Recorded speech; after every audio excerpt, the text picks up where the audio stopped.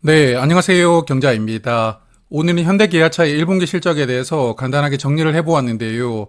관세 때문에 어려움을 겪고 있지만 그래도 1분기에는 선방하는 실적을 공개를 해주었더라고요. 또한 배당과 주식 소각도 함께 발표를 해주면서 즐거운 소식까지 전해주었는데요. 자, 그러면 먼저 현대차부터 살펴보는 것으로 시작하겠습니다. 현대차는 25년 1분기 매출액이 44조 4천억 원입니다. 4가 3개가 연결된다는 게 약간 좀 그렇긴 한데 24년 대비 약 4조 원이 더 늘어났고요. 매출액은 9% 증가했고 그리고 영업이익은 3조 6천억 원으로 2% 개선했고요. 당기순이익은 3조 4천억 원으로 전년과 동일했습니다. 그래서 매출액과 이익을 모두 개선할 수가 있었는데 다만 이익률이 저번 분기보다 1%씩 낮아졌다는 게 이번 실적의 오개티라고 생각합니다. 그리고 증권사들이 예상을 했던 컨센서스와 비교를 해보아도 컨센을 조금씩 상회했거든요. 매출액은 2%, 그리고 영업이익은 3%를 상회했으니까 현대차의 1분기 실적은 시장 예상치에도 부합을 했고요. 또한 전년 동기보다도 개선을 시켰으니까 전반적으로 좋은 실적이었다, 그렇게 생각을 합니다. 그리고 IR 자료의 내용을 조금 말씀을 드려보면 차량 판매 대수가 전년 동기 대비 1000대 정도 늘어났더라고요. 그렇지만 전 세계적으로 차량 수요가 약 34만 대가 늘어났다고 하는데 현대차도 차를 더 팔긴 팔았지만 그래도 1000대만 더 팔았으니까요. 약간 아쉽다고 생각되는 그런 결과였다고 생각합니다. 그리고 지역별로 살펴보니까 미국에서는 전년보다 차를 약 2만 대를 더 많이 팔았고 한국에서도 전년보다는 그래도 10,000대를 더 많이 팔았더라고요. 그렇지만 유럽에서는 전년보다 10,000대 정도 감소했고 그리고 인도 시장에서도 전년 대비 약 10,000대 정도 적게 팔렸으니까요. 전체적으로 보면 미국과 한국에서는 차를 더 많이 팔았지만 유럽과 인도에서는 차를 조금 적게 팔면서 판매 밸런스를 맞추게 된 것이 아닌가 생각합니다. 그래서 현대차는 미국에서 여전히 좋은 모습을 보여주고 있는데요. 이제 2분기부터는 큰 도전에 직면을 하게 되잖아요.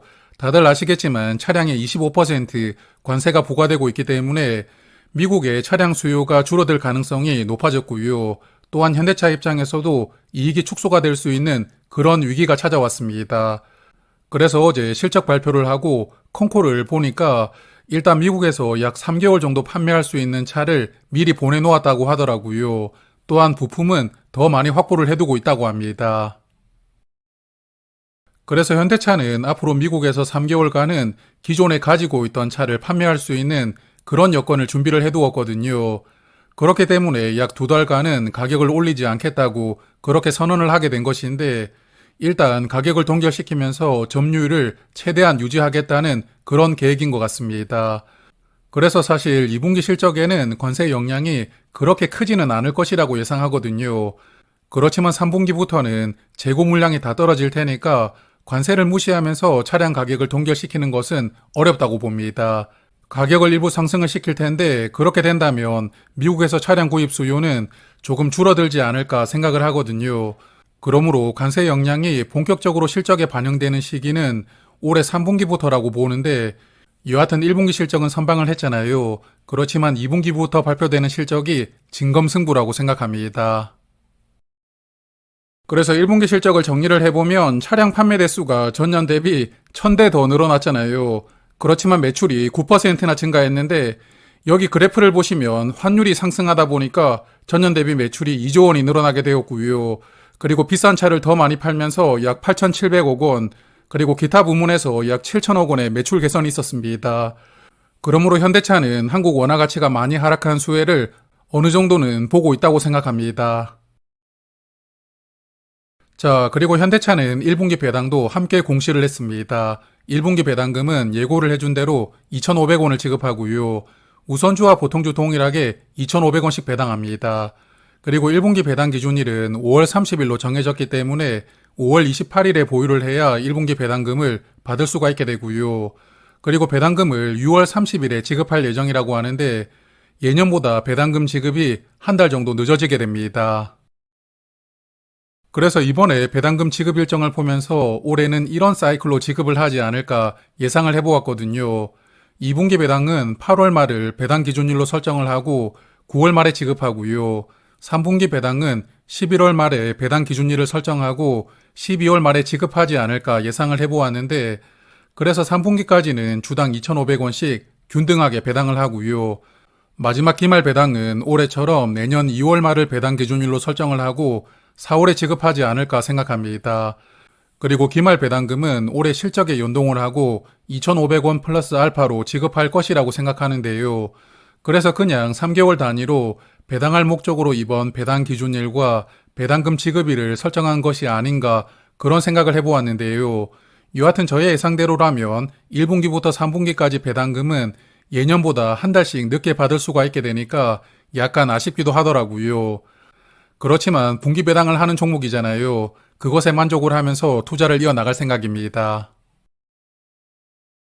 자, 그래서 현대차는 올해 실적에 연동해서 배당금을 지급을 하겠지만 실적이 부진하더라도 최소 10,000원은 지급하겠다고 주주들과 약속을 했잖아요. 그래서 보통주는 전년 배당금 12,000원을 받는다면 현재 주가 기준으로 배당률은 6.4%입니다. 그리고 실적이 부진하더라도 최소 배당금 10,000원은 받으니까 배당률은 5.3%가 되고요.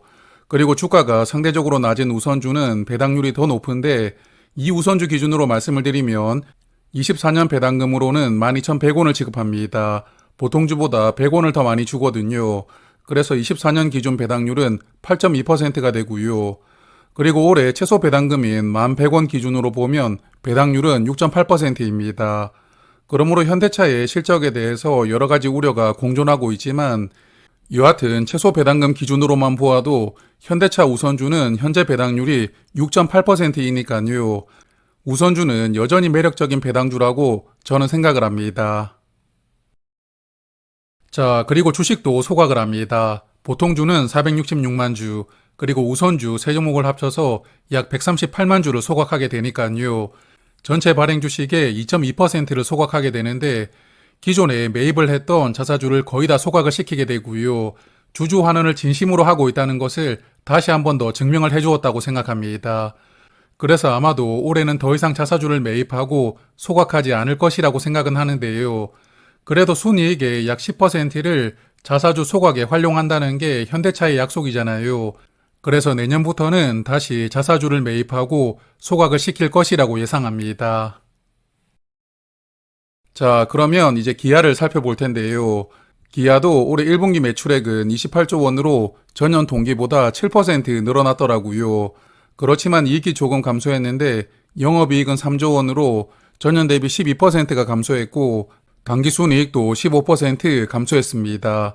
그래서 이익률이 전년보다 2%씩 줄어들다 보니까 매출이 늘어났지만 이익이 감소하게 되었는데요. 그래도 기아의 영업이익률이 11%인데 모회사인 현대차보다도 3%가 높고요. 전 세계 자동차 회사 중에서도 영업이익률 11%는 탑티어 수준이거든요. 여전히 좋은 실적을 보여주는 그런 기업입니다. 그리고 컨센과 비교를 해보면 매출액은 컨센과 부합을 했지만 영업이익과 순이익은 컨센을 7% 하회했더라고요. 그러므로 1분기 실적은 이익 측면에서는 약간 시장 기대치에 미치지는 못했습니다. 그리고 1분기에 기아는 총 75만 3천 대의 차를 판매했다고 하는데요. 전년보다 2만 4천 대를 더 많이 팔았는데 앞서 보셨겠지만 현대차는 1,000대만 더 많이 팔았잖아요. 그렇지만 기아는 2만 4천 대를 더 많이 팔았으니까 차량 판매 측면에서는 기아가 좋은 모습을 보여줍니다. 그리고 지역별로 보면 기아도 미국에서는 전년보다 차를 2만 대 더 많이 팔았고요. 미국 수요가 3.8% 증가했던 와중에 기아는 전년 실적을 10% 개선을 시켰기 때문에 다른 메이커에 비해서는 차를 더 많이 팔았고요. 그리고 인도 시장에서도 전년보다는 10,000대 더 많이 판매하면서 역시나 시장 점유율을 조금씩 높여가고 있습니다. 그렇지만 국내 시장과 유럽에서는 부진했는데요. 국내에서는 전년보다 차가 4,000대 적게 팔렸고 유럽에서도 5,000대 적게 팔렸더라고요. 그래서 현대와 기아 모두 유럽에서는 조금 부진한 모습을 보여주었는데 유럽 전체적으로도 수요가 조금 감소했다는 것도 원인으로 작용한 것 같습니다. 그래서 기아는 차를 전년보다 2만 4천 대를 더 많이 팔았지만 이익이 감소했던 원인을 살펴보니까요. 인센티브가 늘어난 게 가장 큰 원인이더라고요. 차를 더 많이 팔았으니까 인센티브가 당연히 늘어나겠지만 판매가 늘어난 것 이상으로 인센티브를 더 많이 지출을 했다고 보입니다. 그리고 차를 많이 팔기는 했는데 상대적으로 조금 저렴한 차를 많이 팔다 보니까 이익이 약 3,700억 원 감소했고요. 그리고 마케팅이나 연구 비용이 증가된 것도 전년보다 이익이 감소하게 된 주요 원인이었다고 합니다. 자, 그러면 실적에 대해서는 이 정도로만 보고 주식 소각에 대해서도 살짝 말씀을 드려보는데요. 기아차를 투자하시는 분들은 잘 아시겠지만 현재 자사주 매입을 진행하고 있습니다. 3,500억 원 규모로 지난 3월 20일부터 매입하기 시작했고요. 이번 자사주는 6월 11일에 매입을 종료할 예정입니다. 그래서 자사주 매입 이력을 살펴보니까 최근에는 하루에 8만 주씩 균등하게 매수를 하고 있더라고요. 자사주 매입 속도가 어느 정도인지까지는 모르겠지만 아마 5월 말이나 6월 초까지 매입을 완료한다고 예상하고, 그리고 이번에 매입하는 자사주는 3분기에 소각을 한다고 이야기를 해주었거든요. 빠르면 7월에 소각 공시를 할 것이라고 예상합니다. 그리고 기아는 하반기에도 동일한 규모로 자사주를 매입해서 소각할 예정이거든요. 올해 총 7천억 원 자사주를 매입하게 되는데 상반기에 3,500억 원을 매입하고 있으니까요. 하반기에도 3,500억 원 매입을 진행합니다. 그리고 아마 9월 정도부터 매입을 시작해서 내년 주주총회 하기 전에 소각을 시키지 않을까 예상하는데요. 여하튼 현대차와 마찬가지로 기아도 주주 환원을 진심으로 해주고 있다고 저는 생각합니다. 자, 그러면 정리를 해볼 텐데요. 미국 증시를 보니까 이제 미국도 저점을 찍은 것 같더라고요. 여전히 관세 리스크는 계속되고 있지만 그래도 주식은 항상 선반영이 되다 보니까 그동안에 주가가 크게 하락을 했던 자동차 회사들도 주가가 다시 회복이 되고 있습니다. 전 세계 자동차 1위 회사인 도요타의 주가를 보면 최근에 3주 동안 크게 상승을 하고 있고요. 저점 대비 벌써 20% 회복을 했더라고요. 그래서 도요타의 주봉 차트를 보면 이번 관세로 인한 단기 하락은 거의 다 만회를 했다고 보입니다. 그렇지만 현대와 기아는 여전히 주가 흐름이 조금 아쉬운데요. 물론 현대와 기아도 2주 연속 상승하면서 저점 대비 7에서 8% 정도는 회복을 하고 있지만 올해 초 주가에 비하면 아직까지 갈 길이 정말 멀거든요. 그래서 현대와 기아는 여전히 힘든 시간을 보내고 있지만 그래도 주주 환원을 진심으로 해주고 있으니까 현재 어려운 구간은 결국 시간이 해결해 줄 것이라고 저는 기대를 하고 있습니다.